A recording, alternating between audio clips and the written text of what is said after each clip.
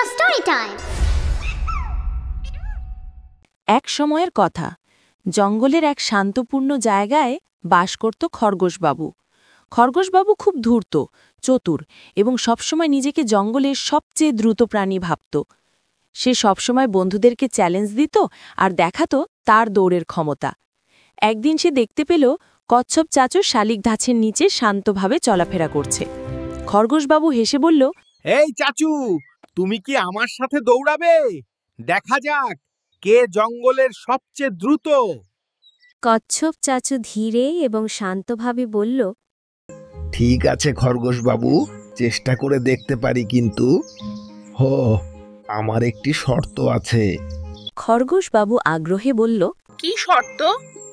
কচ্ছপ চাচু বলল, দৌড়ের সময় তুমি মাঝে মাঝে একটু বিশ্রাম নেবে। তুমি আর খারাপ কথা বলবে না। চিন্তা করো না, আমি বিশ্রাম নিলেও জিতবো। দৌড় শুরু হলো। খরগোশবাবু তীক্ষ্ণ গতিতে ছুটতে লাগলো, আর পাখি, বানর আর ছোট প্রাণীরা উৎসাহ দিয়ে চিয়ার করছিল। মধ্যপথে খরগোশবাবু দেখতে পেল কচ্ছপ চাচু ধীরে ধীরে চলছে। সে ভাবল, চাচু তো খুব ধীর, আমি একটু ঘুমিয়ে নিই। বিশ্রাম নিলেও জেতা তো নিশ্চিত।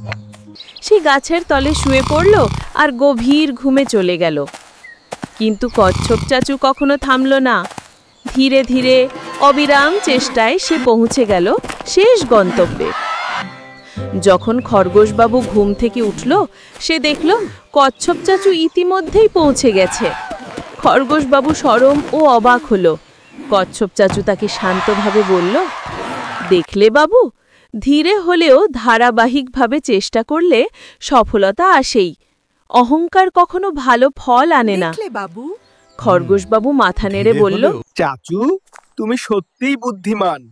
আমি আজ থেকে নিজের অহংকার কমাবো আর ধীর স্থির চেষ্টা করব।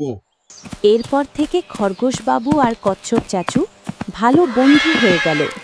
তারা জঙ্গলে একসাথে খেলত, দৌড়ত আর একে অপরকে সাহায্য করত। আরও মজার মজার গল্প পেতে কিডো স্টোরি টাইম চ্যানেলটি এখনই সাবস্ক্রাইব করো।